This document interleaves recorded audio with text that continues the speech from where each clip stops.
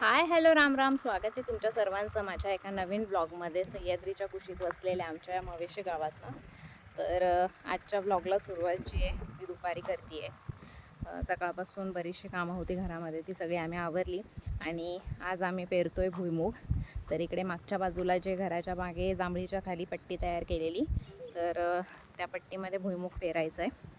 तर सकाळपासूनच सागरने तिथे आपण जो नवीन छोटा ट्रॅक्टर घेतला आहे त्याने जमीन थोडी भुसभुशीत करून घेतली नांगरून आणि त्यानंतर फळी मारून घेतली आणि आता आपण तिथे भुईमूग पेरणार आहे.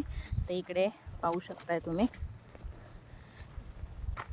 इकडे आत्या मामा आणि सागर जे त्यांनी पेरायला सुरुवात केलेली आहे. तर आम्ही हे टोकन यंत्रसुद्धा आता नवीनच घेतलं होतं ट्रॅक्टरसोबत. तर हे टोकन यंत्राने आम्ही पेरतोय.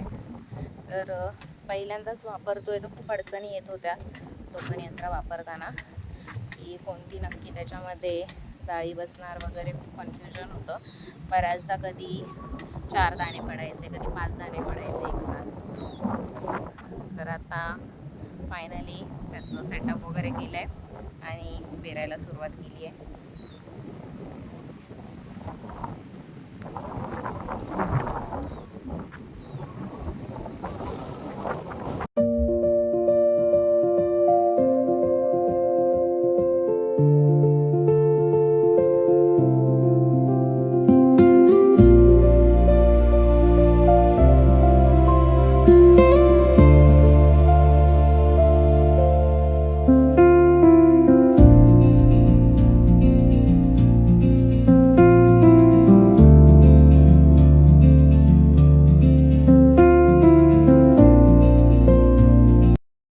तर मंडळी, इकडं काय झालं आहे, आमचं हे जे टोकन यंत्र आहे ना, हे आम्हाला नीट वापरता आलं नाही आहे. म्हणजे त्याची जाळी कोणती वापरायची आम्हाला हेच कळत नाही आहे. खूप कन्फ्युजन होतं आहे आणि जाळ्या बऱ्याच बदलून बघितल्या, पण कोणती जाळी त्याला परफेक्ट बसेल ते काही लक्षात येत नाही आहे. तर आता पुन्हा आम्ही आमचा छोटा हँड ट्रॅक्टर काढला आहे आणि त्याला इकडे सागर नांगरे जोडून घेतो आहे आणि आम्ही आता हातानेच पेरून घेणार आहे, कारण पाऊस ओसरला आहे.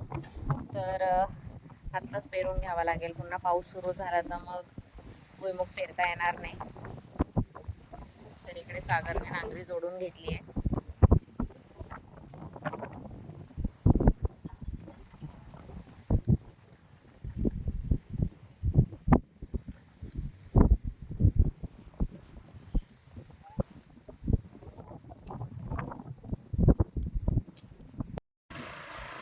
तर नवीन शेतकऱ्यांची गंमत तुम्ही बघताय. आता टोकन यंत्र तर काही कामात आलं नाही आमच्या यावर्षी. आता अजून ते थोडंसं प्रॅक्टिस करून करून चाळण्या बदलून मग कळेल नक्की कसं काय करायचं. आणि इकडे आता मामांनी हातानेच पेरायला घेतलं आहे.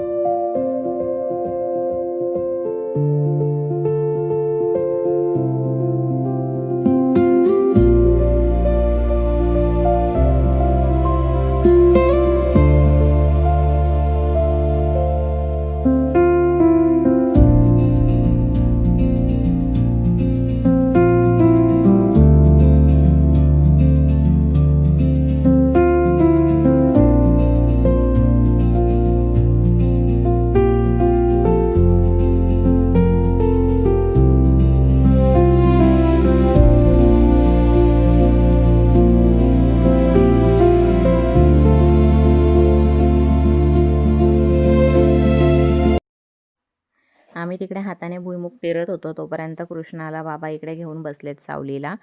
आणि ट्रॅक्टरने सुद्धा जे आम्ही पेरत होतो तर ट्रॅक्टरच्या चाकाखाली येऊन दाणे तुटत होते. त्यामुळे पुन्हा एकदा टोकन यंत्र वापरून बघण्याचा प्रयत्न चालू आहे. तर त्याच्यासाठी इकडे खटपट चालू आहे. सगळ्या जाळ्या बदलून बघितल्या, त्यानंतर बरेच प्रयोग करून झाले त्या मशीनवरती, पण काहीच कळत नाही आहे की नक्की काय गडबड होती आहे आणि काय चुकतं आहे नक्की मशीन वापरताना. तर इकडे मामांनी येऊन मामांनी पुन्हा एकदा चालवून बघितली, तर ती मशीन चालतीये पण दाणे खाली इथे पडत नाही आहेत. त्यानंतर मशीन इथे आहे ना मोकळ्या जागेवरती चालवून बघितली, तर इथे चालवतोय ना ते इथे दाणे पडत आहेत, म्हणजे 3-4 पडत आहेत, कधी 2-3 पडत आहेत, पण दाणे पडत आहेत. पण तेच जेव्हा वावरामध्ये आम्ही चालवतोय तेव्हा वावरामध्ये दाणे नाही पडत आहेत. आणि म्हणजे मशीन चालवून आम्ही उकरून बघितलं, तर बऱ्यापैकी खोलवर उकरून बघितलं, दाणे काही पडत नाही आहेत. खूप सारे प्रयत्न करून झाले. बाहेर हे टोकन यंत्र चालतंय, पण वावरात जेव्हा फिरवतोय तेव्हा त्याचे दाणेच पडत नाही आहेत.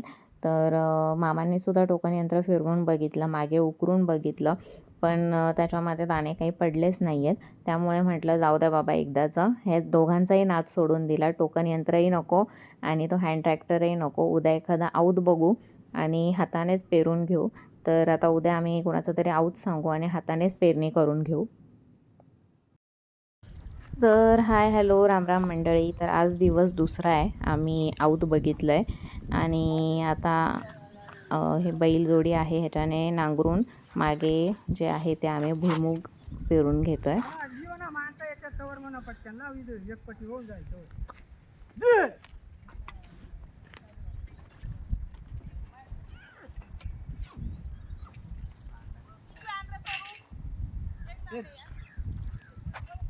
पाण्याचा टोप टोप टोप घे तुम्ही पटकन हात जातो तिने आणत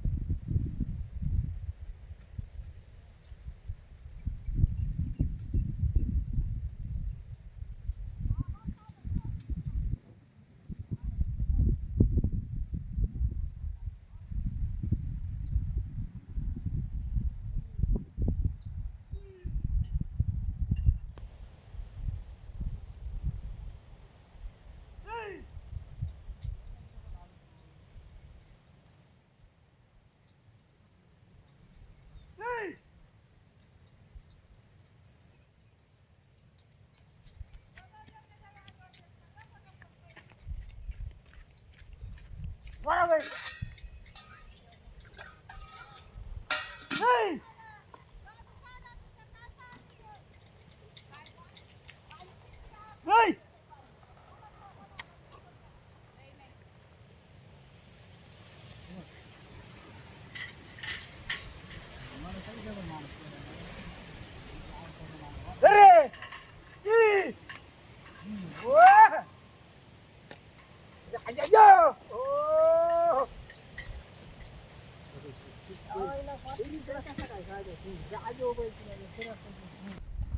तर फायनली खूप सारी कसरत आणि टोकन यंत्राने केलेल्या फजितीनंतर ना आज आपली भुईमुग पेरणी झालेली आहे.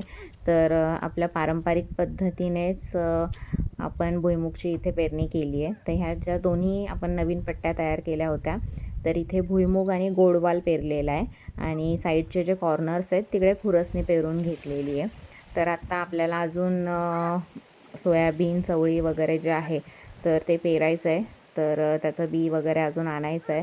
तर तुम्हाला जर व्हिडिओ आवडला असेल तर लाईक, शेअर, कमेंट आणि सबस्क्राईब करायला विसरू नका. आणि टोकन यंत्राची भुईमुगासाठी किती नंबरची जाळी लागते हे जर तुम्हाला माहीत असेल तर नक्की आम्हाला कमेंट करून सांगा. किंवा ते वापरताना काही चूक होत असेल तर त्याबद्दलही नक्कीच मार्गदर्शन करा. So thank you.